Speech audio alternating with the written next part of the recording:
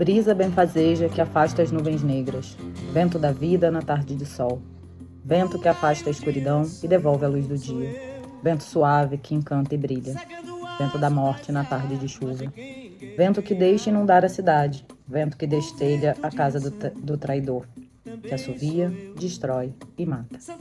Epa, rei, oiá!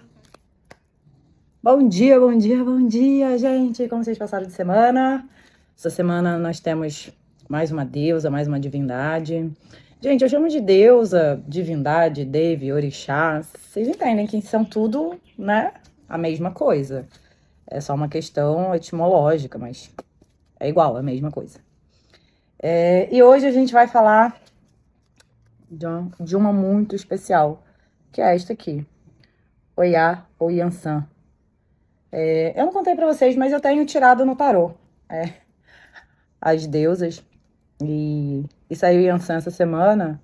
E é engraçado porque eu acho que era pra sair pra mim essa semana Yansan. Por vários motivos, por essa questão dos ciclos, os próprios ciclos do amor, coisas que eu já estava pensando, enfim, é isso. Ela é uma deusa muito poderosa, eu já gravei um curtinha falando disso.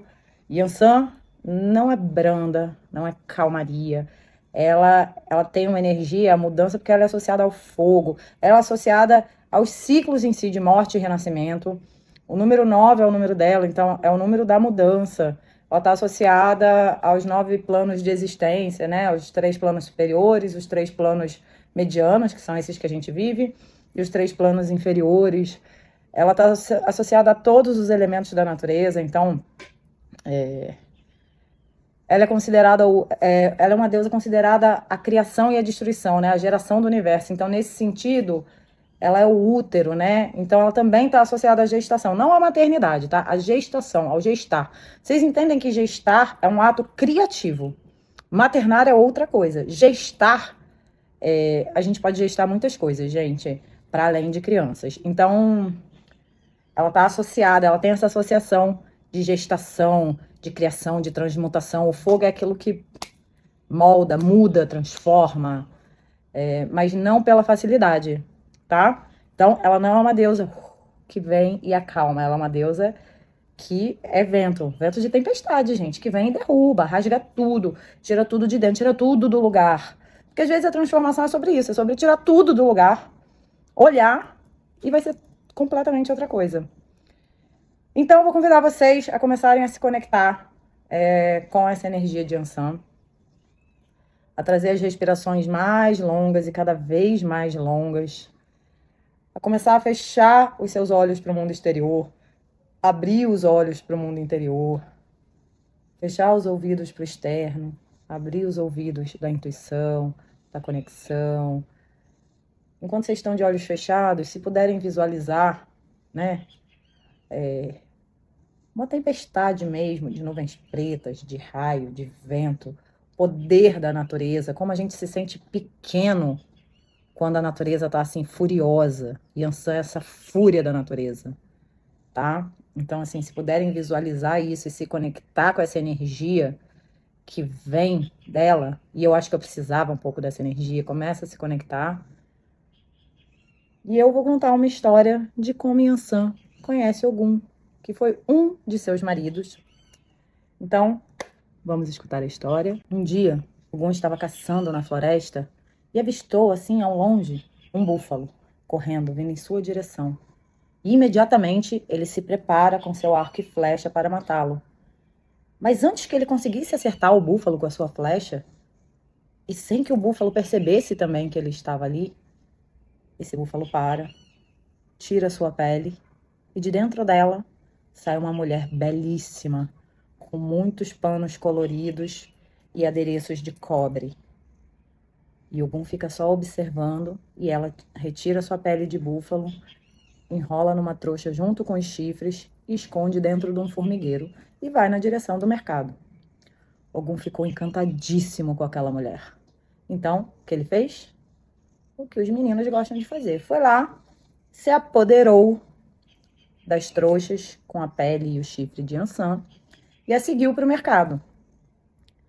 Então, no mercado, ele tenta seduzi-la, encantá-la, enamorá-la, mas ela resiste aos seus avanços e não topa casar com ele. E ele, de posse da pele dos chifres de Yansan, fica. Quando chega a noite, ela volta para a floresta para procurar a sua pele e não encontra. E então, Ogum revela que ele estava de posse da pele e que não devolveria. Então, para selar isso, enfim, para ele não contar o segredo, e porque ela também não tinha como pegar de volta a pele, ela topa casar-se com ele. E é assim que Yansan e Ogum se casam. E ela vai aprendendo com ele, né, a usar a espada, a usar o arco e flecha, vai aprendendo as coisas com ele e se torna sua esposa. Eles passam muitos anos casados e têm 9 filhos. O que desperta muita inveja nas outras esposas de Ogum, porque elas eram todas estéreis. E então elas começam a fazer muita chacota, muitas brincadeiras, muitas piadas com relação a Yansan ter pele de búfalo, ela ser uma búfalo, enfim, como se isso fosse um problema, mas é isso que acontece. E Yansan começa a se sentir muito desconectada de si mesma, sem sua pele, e começa a procurar sua pele de búfalo em todos os lugares, até que um dia ela encontra. E então ela veste sua pele, põe seus chifres e se torna furiosa de novo.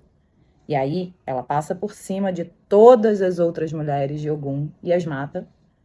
Mas ela decide ir embora e abandonar seus filhos, temendo os perigos que eles podiam correr com a vida na floresta. Então ela vai embora para ser ela mesma, de posse da sua pele, e ela lhes dá seus chifres. E diz que sempre que eles precisarem, basta bater, que ela estará lá em 1 minuto, pronta para socorrê-las. E essa é a história de como Yansan conheceu Ogum. Ai, gente, essa história é muito bonitinha. É uma historinha curta, mas como todos os mitos, ela tem muita coisa para se falar a respeito dela, né? Então, a história é curta, mas a resenha vai ser longa. E o que a gente pode falar? A primeira coisa que eu quero falar dessa história, na verdade, é sobre a pele. Existe uma outra história nórdica, que é Selk, pele de foca. A história das Selks é muito conhecida nos países frios. Essa perda da pele é uma perda de identidade, né? Quando alguém te rouba quem você é. E eu acho muito curioso que como para Yansan e para muitas mulheres, o casamento, às vezes, é um roubo da personalidade, é um roubo de quem se é. Já pensaram por esse viés, como é curioso? E esse é um aspecto muito, muito curioso, para dizer pouco. O búfalo, ele tem um sentido... O búfalo é um animal selvagem, indomável, é um animal parrudo, né? Você vê um búfalo, ele tem um aspecto selvagem. Então, ela se transformar em búfalo também é simbólico, porque Yansan é indomável, né? E a única forma que Ogum conseguiu de fazê-la casar-se com ele foi roubando o seu aspecto selvagem. Olha que simbólico, que visual isso, né? E os chifres têm um aspecto com a virilidade, porque os chifres do búfalo mais a cabeça, eles se assemelham ao órgão reprodutor feminino, o útero e ovários. Então tem todo um outro simbolismo por trás. O número 9 é um número associado a Yansan e ela tem 9 filhos, não à toa. Vamos ver o que mais que eu anotei aqui. Cara, assim, essa questão dos ciúmes e da rivalidade eu nem acho que vale a pena. Eu acho que tem isso, assim, o roubo da pele para mim é muito importante, então vamos observar se a gente não está sendo roubada, sendo tirada da nossa pele nos nossos relacionamentos. E aí, essa história de Yansan, que eu não conhecia, tem um aspecto que para mim é muito importante, eu vou trazer para vocês. Ela abandona os filhos. E recentemente eu tive uma discussão saudável, tá? Discussão no sentido de debate, com uma amiga sobre isso. Como é velado à mulher esse lugar de largar os filhos. Principalmente atualmente, né? Nessa era pós-cristã, que instaurou-se a culpa, e o sistema de dominação masculino desejava que as mulheres ficassem em casa, então atrelou-se a elas a maternidade de uma maneira quase indissolúvel. O Karnal fala sobre isso num podcast que ele faz com a Prioli, o Platitudes. Ele fala que essa relação materna não existia antes, as mães abandonavam os filhos, e tudo bem. E Yansan, ela abandona os filhos para ser ela. E a gente não é autorizado a viver a nossa verdade se a gente tiver que abandonar nossos filhos. E eu falo porque eu já julguei mulheres por isso. Hoje em dia eu sou muito, muito cuidadosa nessa observação. Mas os homens abandonam todos os dias, por qualquer motivo, tá?